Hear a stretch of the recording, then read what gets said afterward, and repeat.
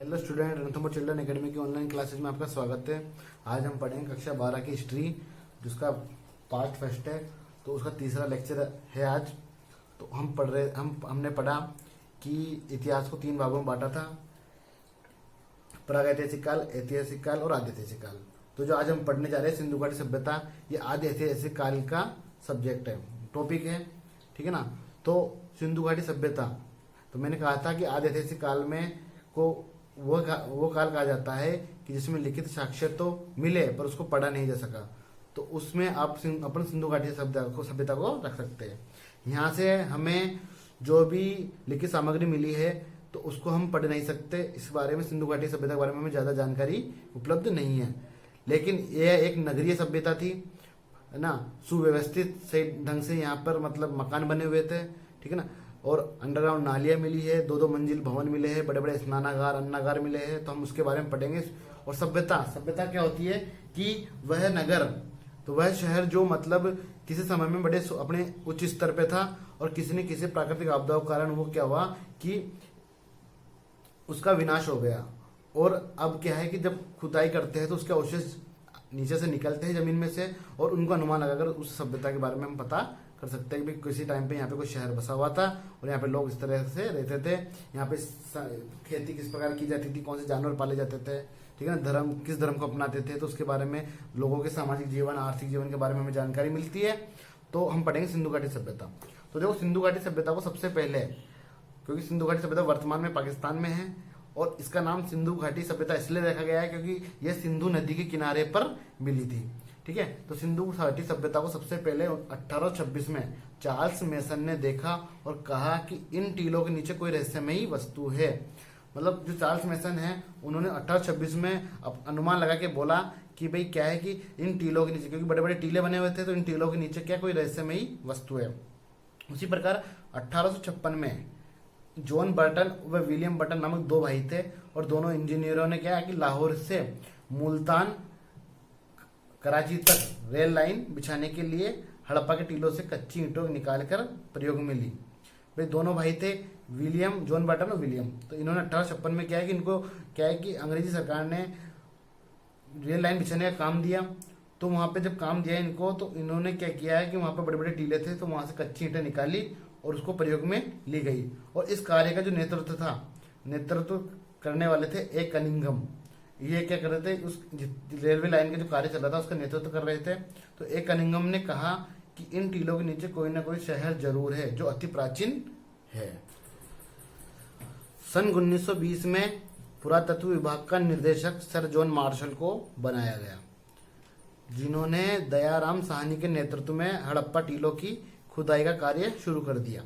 तो 1920 में क्या है कि जो पुरातत्व विभाग था, पुरातत्व विभाग वो विभाग होता है जिसमें पुराने किले वगैरह, ठीक है ना, उसका रिकॉर्ड रखा होता है, उनके बारे में इतिहास के जो उनके ग्रंथ है वहां पे मतलब सुरक्षित रखे रहते हैं।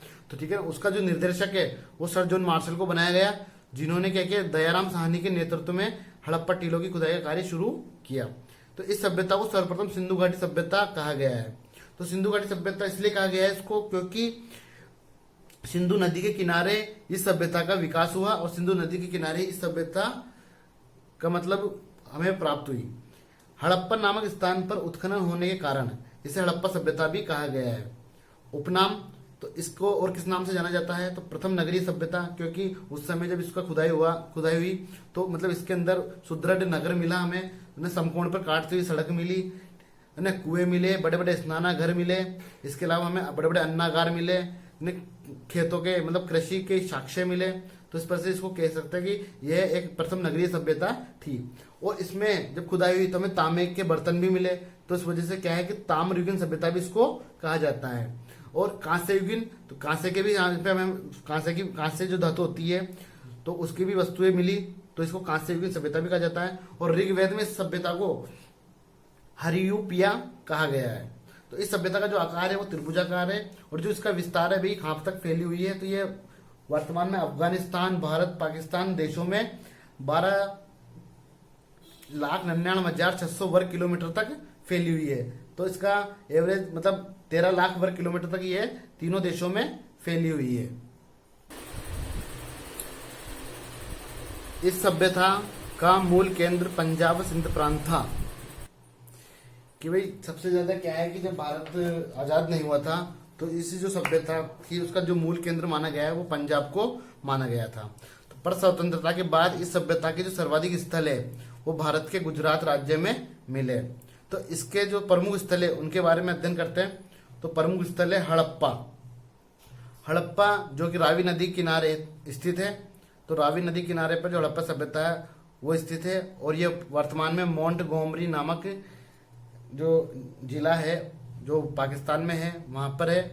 उसके बाद आता है मोहनजोदड़ो। तो इसको एक उपनाम भी है मृतकों का टीला, ठीक है ना।